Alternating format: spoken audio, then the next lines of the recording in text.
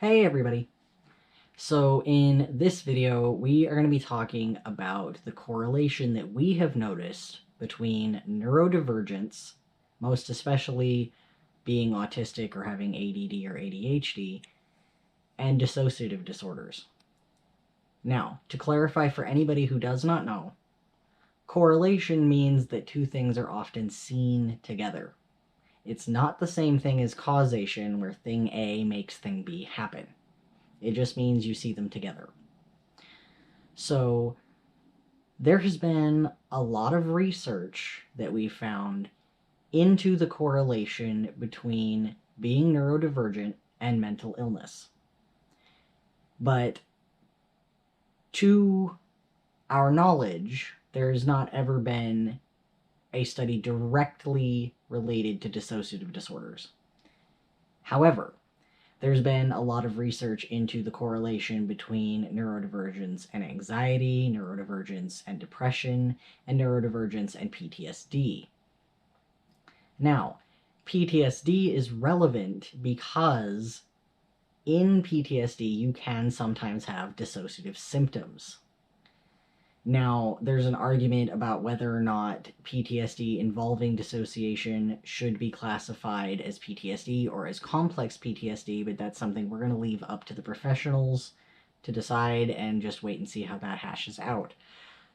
But it makes sense that neurodivergent people would often experience mental health issues at a higher rate than the average population, because the world is not really built for neurodivergent people. It is not accommodating and not necessarily a safe place depending on where you live. Accommodations are better in some places than in others. And oftentimes people are not accepting of people who are neurodivergent and their differences. Kids with ADD or ADHD, kids who are autistic, or kids with other neurodivergence have more of a tendency to get into trouble at school or be bullied.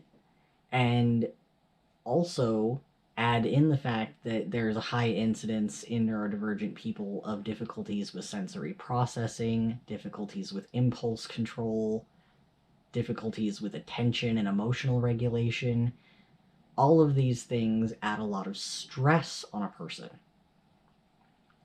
And that kind of stress, day in and day out, it's not surprising that you would see a high incidence of mental health issues as a result.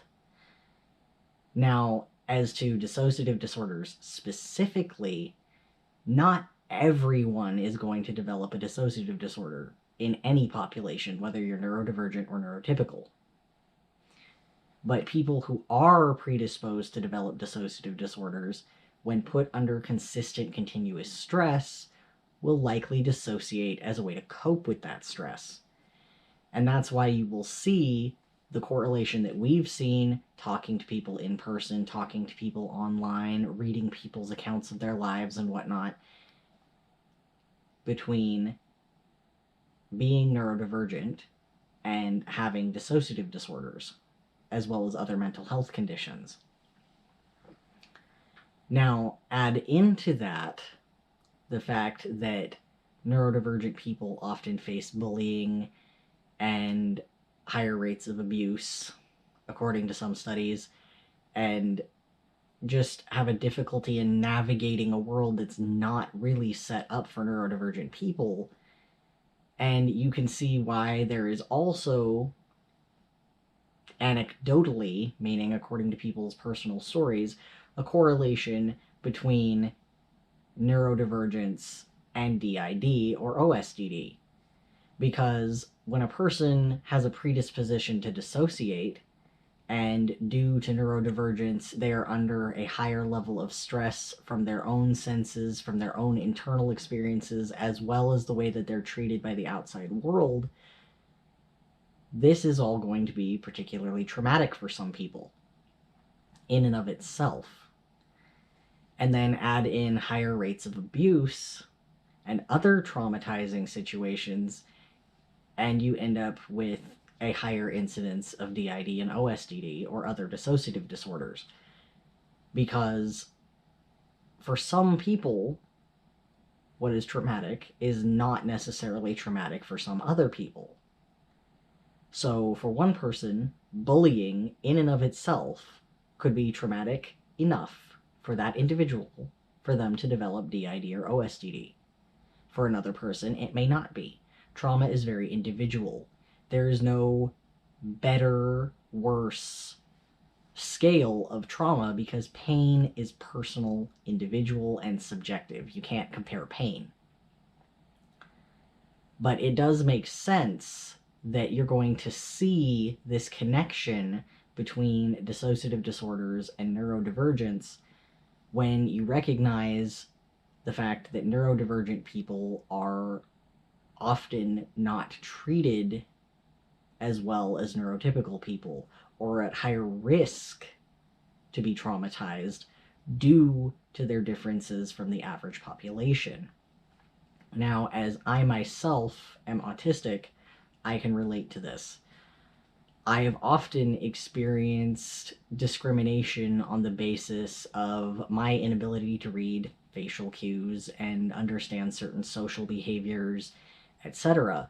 And I was very heavily bullied personally as a child, as well as many of our other system members were as well. So that left a very serious lasting impact on us. Add in the fact that we had a predisposition to dissociation and the fact that we experienced significant trauma at the hands of various people, and it's not at all surprising that we developed DID as we did, and it's not at all surprising that we're polyfragmented either, considering that it spanned for quite some time. So understand that there haven't really been any studies that we can find. If anybody else is able to find one, please let us know and we will look into that. But there have not been any studies that we can find showing this correlation between dissociative disorders and neurodivergence. But it is something that we have noticed often enough that we felt it was necessary to talk about. So we hope you all enjoyed this video. And if you did, please like, subscribe, and don't forget to hit that notification bell. Have a good day, everybody.